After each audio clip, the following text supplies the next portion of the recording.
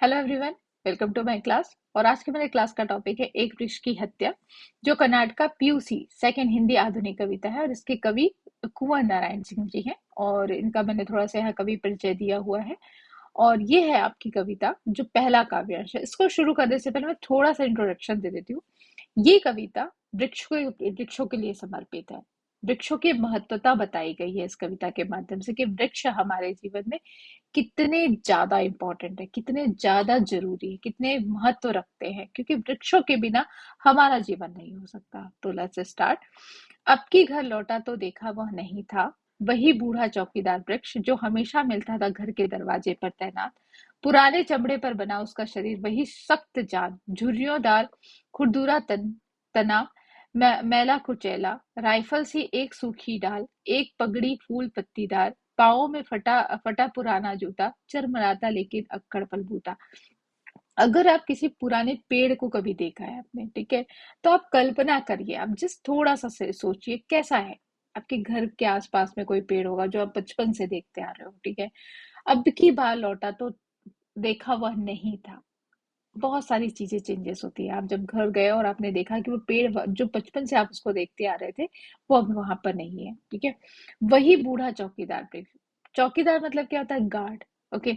आपके घर में वो क्या कर रहा था? बोलते ना कि एक चौकीदार की तरह कार्य कर रहा था घर के बगल में, जो हमेशा मिलता था घर के दरवाजे पर तैनात। और कहाँ मिलता था मुझे? जो मेरा घर का दरवाजा था, ओके, वहां पर तैनात रहता था। तैनात होना मतलब हमेशा वहां पर खड़ा होना, नियुक्त होना, ओके। पुराने चमड़े का वह बना उसका वही शक्त शरीर।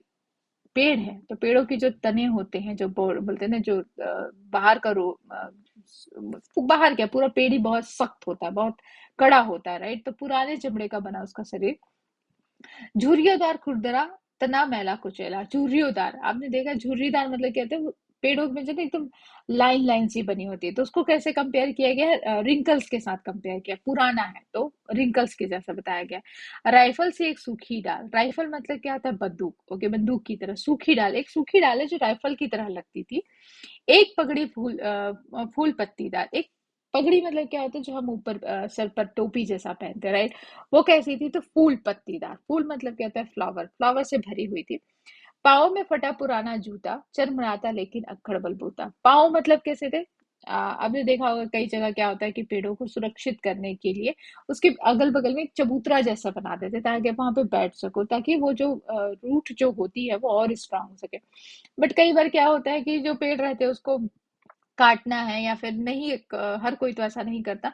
तो उसका जो नीचे का जो भाग रहता है वो कैसा रहता है? पुराना। जूता मतलब क्या होता है? Shoes, okay. तो शूज की जगह दिख रहा है। चरमराता लेकिन अकड़बड़ होता है। चरमराता मतलब कहीं ना कहीं उसमें भी एक बोलते हैं ना कि मानवता दिखाई गई है, कि अब उसकी भी हालत खराब होती जा रही है। बट अक्खड़ बलबूता, अक्खड़ मतलब खड़ा है वो अपनी जगह पर, ठीक है। तो प्रसंग क्या आएगा? हमारी पाठ्य पुस्तक साहित्य गौरव के एक वृक्ष की हत्या नामक आधुनिक कविता से लिया गया है। प्रस्तुत पंक्तियों में कवि ने उस वृक्ष को हमेशा दोस्त के रूप में माना, जिसके कट जाने पर उसकी यादें कवि को बार बार सताती। वो हमेशा दरवाजे पर बूढ़े चौकीदार की तरह तैनात रहता था। मैंने कहा ना कि हम बहुत सारी चीजों से कनेक्ट हो जाते हैं, बहुत ज्यादा हम किसी से जुड़ जाते हैं, तो वृक्ष उसके पेड़ जो होते हैं वो उसके दोस्त की तरह थे। कवि कहता है कि अब की बार जब वह लौटा, वह बूढ़ा वृक्ष, चौकीदार वृक्ष जो हमेशा घर के दरवाजे पर मिलता था, वह नहीं था। पुराने चमड़े का वह बना हुआ उसका शरीर, वही कठोर जान, झुर्रियों वाला खुरदुरा तना, मैला कुचैला, राइफल की तरह उसकी सूखी डाल, एक फूल पत्ती वाली पगड़ी, पाँव में फटा पुराना जूता, चरमराता हुआ परंतु अक्खड़ बलबूते वाला। कहाँ गया वह वृक्ष? किसी ने उसे काट दिया है, ठीक है। धूप में, बारिश में, गर्मी में, सर्दियों में हमेशा चौकन्ना, अपनी खाकी वर्दी में दूर से ललकारता कौन? मैं जवाब देता दोस्त। और पल भर को बैठ जाता उसकी ठंडी छाव में। दरअसल शुरू से ही था हमारे अंदेशों में कहीं एक जाने दुश्मन। धूप में, बारिश में, ओके, गर्मी में, सर्दी में, ये सारे मौसम से, ये सारे वेदर हैं। पेड़ हमेशा अपनी जगह खड़े रहते हैं, ठीक है। हमेशा चौकन्ना, चौकन्ना मतलब बोलते हैं ना कि एक प्रकार से सावधान होना, ठीक है। अपनी खाकी वर्दी पर, खाकी वर्दी किसकी होती है? तो सोल्जर्स की होती है, तो वो ऐसा उसको सोल्जर्स की तरह रिप्रेजेंट कर रहे हैं। दूर से ललकर आता कौन? मैं जवाब देता दोस्त, और पल भर बैठ जाता। जैसे वह दूर से आता दिखता तो पूछता कौन है, तो मैं जवाब देता दोस्त मैं हूँ, और मैं वहीं बैठ जाता, ठीक है। आप आपको अगर आपने कभी बचपन में कोई पेड़ लगाया और वो बढ़ते जा रहा है तो आप उसको देखने जाते हो, राइट? क्या क्या समझते हो आप उससे? तो आप ये समझते हो कि आपका वो दोस्त जैसा है, वैसा ही उसकी ठंडी छांव में दरअसल शुरू से ही था हमारे अंदेशों में कहीं एक जाने दुश्मन। और जब मैं उसकी छांव में बैठ जाता था, छांव मतलब क्या होता है? शेडो, ठंडी छांव में पेड़ के नीचे अगर आप जाओगे तो बहुत अच्छा लगता है। तो कहता है कि दरअसल मतलब बट किंतु हमें अंदेशों में था, संदेह था कि कोई एक जानी दुश्मन है। कौन आएगा जानी दुश्मन जो उसको पेड़ को काट जाएगा, ठीक है? प्रसंग वही रहेगा। संदर्भ में ये हो जाएगा कि जब वो थक कर आते थे तो वहां पे थोड़ी देर बैठ जाते थे और अपनी थकान मिटा लेते थे। अर्थ है, कवि कहते हैं कि वृक्ष धूप में, वर्षा में, गर्मी में, सर्दी गर्मी में हमेशा चौकन्ना रहकर अपनी खाकी वर्दी में दूर से ही ललकारता था। कौन? तब कवि जवाब देता, दोस्त, और कुछ क्षण उसकी छाया में बैठ जाता। कवि कहते कि मुझे शुरू से ही ऐसा लगता था कि कवि को संदेह था कि कोई जाने दुश्मन आ गया होगा। इन दुश्मनों से बचाना है, यही वही है जिससे हमें बचाना है। जाने दुश्मन, और आप ये कह सकते हैं कि आज के समय धड़ल्ले से पेड़ काटे जा रहे हैं। कोई एक बार भी नहीं सोच रहा है कि ये पेड़ अगर एक बार हम काट लिए जाएंगे तो इनको उगने में, इनको उतने बड़े होने में कई सौ साल का समय लगता है। और फिर भी हम अपनी ही धरती को, अपनी ही प्रकृति को नाश किए जा रहे हैं, ठीक है? कि घर को बचाना है लुटेरों से, शहरों को बचाना है नादिरों से, देश को बचाना है देश के दुश्मनों से, बचाना है नदियों को नाला हो जाने से, हवा को धुआं हो जाने से, खाने को जहर हो जाने से, बचाना है जंगल को मरुस्थल हो जाने से, बचाना है मनुष्य को जंगल हो जाने से। ये देखिए यहाँ पे जितनी भी चीजें आप अभी के समय में इसको महसूस कर सकते हो, you can feel it, okay? घर को बचाना है लुटेरों से। घर आपका खुद, बोलते हैं ना, आप जिस घर में रहते हो वो सिर्फ आपका घर नहीं होता, ये देश भी आपका घर है, मोहल्ला भी आपका घर है, राइट? जिस शहर में रहते हो वो भी एक प्रकार से आपका घर है। तो लोगों को बचाना है अपने घर को लुटेरों से। लुटेरे कौन होते हैं? जो लोग आपके घर को लूट कर चले जाते हैं। शहर को बचाना है नादिरों से। नादिरों मतलब कौन होता है? आतंकियों से, ठीक है? देश को बचाना है देश के दुश्मनों से। हमें अपने देश के प्रति सम्मान रखना चाहिए, हमें अपने देश के दुश्मनों को बोलते हैं ना कि दूर रखना चाहिए, क्योंकि हम देशभक्ति इसी की ही कहा गई है। अब किसको बचाना है? नदियों को नालों हो जाने से। आपने देखा होगा जितनी भी रिवर है उनकी कंडीशंस बहुत खराब हो गई। जितना भी गंदा पानी होता है, सीपेज पानी होता है, नालों के माध्यम से वो नदियों में जा रहा है और नदियां पूरी तरीके से दूषित हो जा रही है, ठीक है? हवा को धुआं हो जाने से, शुद्ध एयर है ही नहीं। जितनी भी शुद्ध एयर है वो किसमें हो गई है? तो धुआं में तब्दील हो गई है। जो कारखाने, जो बोलते हैं ना, बड़े बड़े कारखाने चल रहे हैं, उनकी जो धुआं निकल रहा है उससे पूरी हवा दूषित होती जा रही है।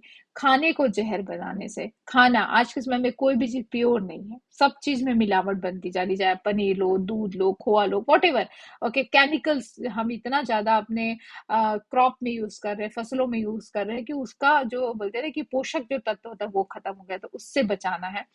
बचाना है जंगल को मरुस्थल हो जाने से। अगर जिस गति से, जिस स्पीड से पेड़ों को काटा जा रहा है, जिस स्पीड से ट्री को कट किया जा रहा है, तो एक दिन क्या हो जाएगा? वह मरुस्थल हो जाएगा। मरुस्थल मतलब क्या होता है?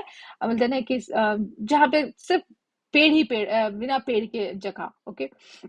बचाना है मनुष्य को जंगल हो जाने से।